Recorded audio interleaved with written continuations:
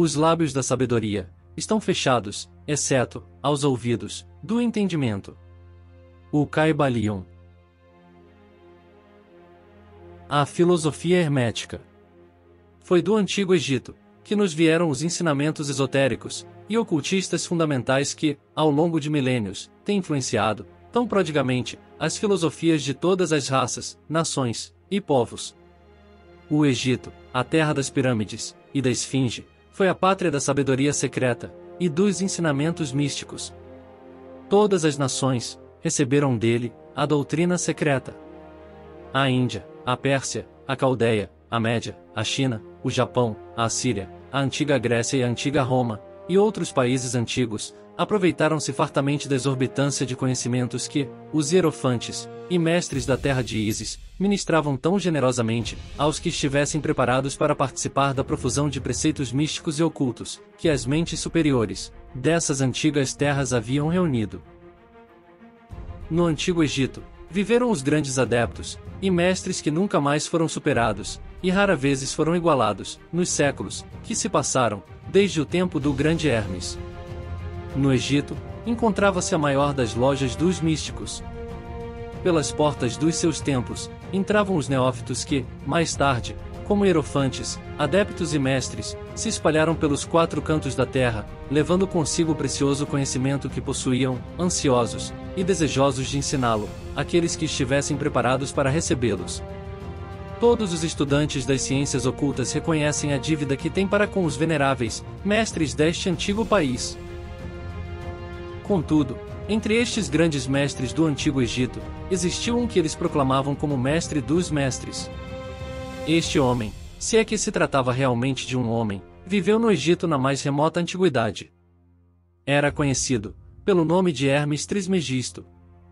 Foi o pai da ciência oculta, o fundador da astrologia e o descobridor da alquimia. Os detalhes de sua vida se perderam devido ao imenso espaço de tempo, que é de milhares de anos, e apesar de muitos países antigos disputarem entre si a honra de ter sido a sua pátria. A data de sua permanência no Egito, na sua última encarnação neste planeta, não é conhecida agora, mas foi fixada nos primeiros tempos das mais remotas dinastias do Egito, muito antes do tempo de Moisés.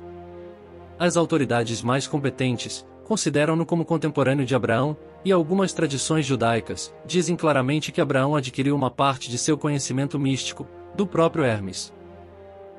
Muitos anos depois de sua partida deste plano de existência, os egípcios deificaram Hermes, e fizeram dele um de seus deuses sob o nome de Tote. Anos depois, os povos da antiga Grécia também o deificaram com o nome de Hermes, o deus da sabedoria.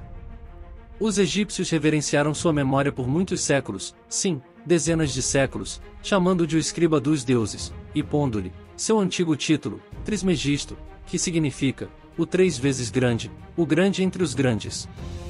Em todos os países antigos, o nome de Hermes Trismegisto foi reverenciado como sinônimo de fonte de sabedoria. Ainda hoje, usamos o termo hermético, no sentido de secreto, fechado de tal maneira que nada escapa, etc. Isto pelo fato de que os discípulos de Hermes sempre observaram o princípio do segredo nos seus preceitos. Eles abominavam a simples ideia de lançar pérolas aos porcos, preferindo ao preceito de dar o leite às crianças, e a carne aos homens feitos, máximas que são familiares a todos os leitores das escrituras cristãs, mas que já eram usadas pelos egípcios, muitos séculos antes da era cristã. E essa política de criteriosa disseminação da verdade sempre caracterizou os hermetistas, mesmo até os nossos dias. Os preceitos herméticos estão espalhados em todos os países, e em todas as religiões, mas nunca são identificados com nenhuma seita religiosa particular, nem podemos associá-los a nenhum país específico, por causa das advertências feitas pelos antigos instrutores, com o fim de evitar que a doutrina secreta fosse cristalizada em algum credo. A sabedoria desta exortação é clara para todos os estudantes de história. O antigo ocultismo da Índia e da Pérsia degenerou-se e perdeu-se completamente, porque os seus instrutores se tornaram padres e misturaram a teologia com a filosofia, o que teve como consequência o fato de o ocultismo na Índia e da Pérsia ter se perdido gradualmente no meio da massa dessas religiões, de superstições religiosas, cultos, credos e deuses. O mesmo aconteceu com a Grécia e com a Roma antiga, e também com os preceitos herméticos dos gnósticos e dos cristãos primitivos, que se perderam no tempo de Constantino, e que sufocaram a filosofia com o manto da teologia, fazendo assim, a Igreja perder aquilo que era sua verdadeira essência e espírito, e andar às cegas, durante vários séculos, antes de encontrar o caminho de volta à sua antiga fé. De fato, tudo indica aos observadores criteriosos do nosso século XX, que a Igreja vem lutando para voltar aos seus ensinamentos místicos. Apesar de tudo isso, sempre existiram algumas almas fiéis que mantiveram viva a chama, alimentando-a cuidadosamente, e não deixando a sua luz se extinguir. E graças a esses corações dedicados, e essas mentes intrépidas, temos ainda conosco a verdade. Mas a maior parte desta verdade não se acha nos livros. Tem sido transmitida de mestre a discípulo, de iniciado a hierofante, dos lábios aos ouvidos. Nas poucas vezes em que foi escrita, foi propositalmente dissimulada com termos de alquimia e astrologia, de modo que só os possuidores da chave pudessem lê-la corretamente. Isto se fez necessário para evitar as perseguições dos teólogos da Idade Média, que combatiam a doutrina secreta a ferro, a fogo, pelourinho, forca e cruz. Nos dias de hoje, ainda não se encontrarão muitos livros confiáveis sobre a filosofia hermética, apesar de numerosas referências feitas a ela nos vários livros escritos sobre diversas fases do ocultismo. Contudo, a filosofia hermética é a única chave mestra que pode abrir todas as portas dos ensinamentos ocultos. Nos primeiros tempos, existiu uma compilação de certas doutrinas básicas do hermetismo, transmitidas de mestres a discípulos, que eram conhecidas sob o nome de Ucaibalion, cujo sentido e significado ficaram perdidos por vários séculos.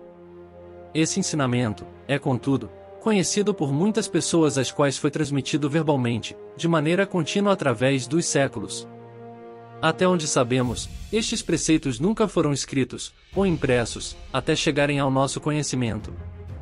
Eram apenas uma coletânea de máximas, preceitos e axiomas, incompreensíveis aos profanos, mas perfeitamente entendidos pelos estudantes, depois de explicados e exemplificados pelos iniciados hermetistas a seus neófitos. Esses preceitos realmente constituíam os princípios básicos da arte da alquimia hermética, que, contrariamente às crenças gerais, lidava com o domínio sobre as forças mentais, e não dos elementos materiais, a transmutação das vibrações mentais em outras, e não sobre a mudança de uma espécie de metal em outra. As lendas da pedra filosofal, que seria capaz de transformar qualquer metal em ouro, era uma alegoria da filosofia hermética, perfeitamente entendida por todos os estudantes do verdadeiro hermetismo. De modo que, segundo os ensinamentos ensinados pelo Ucaibalion e a doutrina secreta, aqui no canal Autoconhecimento, só dará atenção àquele que estiver pronto para receber os preceitos que são transmitidos por ele. E reciprocamente, quando o estudante estiver preparado para receber a verdade, também, o conhecimento do Ucaibalion e seus preceitos virão até ele. Esta é a lei.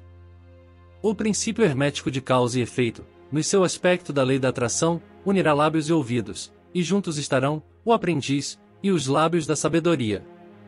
Que assim seja. Em qualquer lugar que estejam os vestígios do mestre, os ouvidos daquele que estiver preparado para receber o seu ensinamento se abrirão completamente. Quando os ouvidos do discípulo estão preparados para ouvir, então vêm os lábios para enchê-los de sabedoria.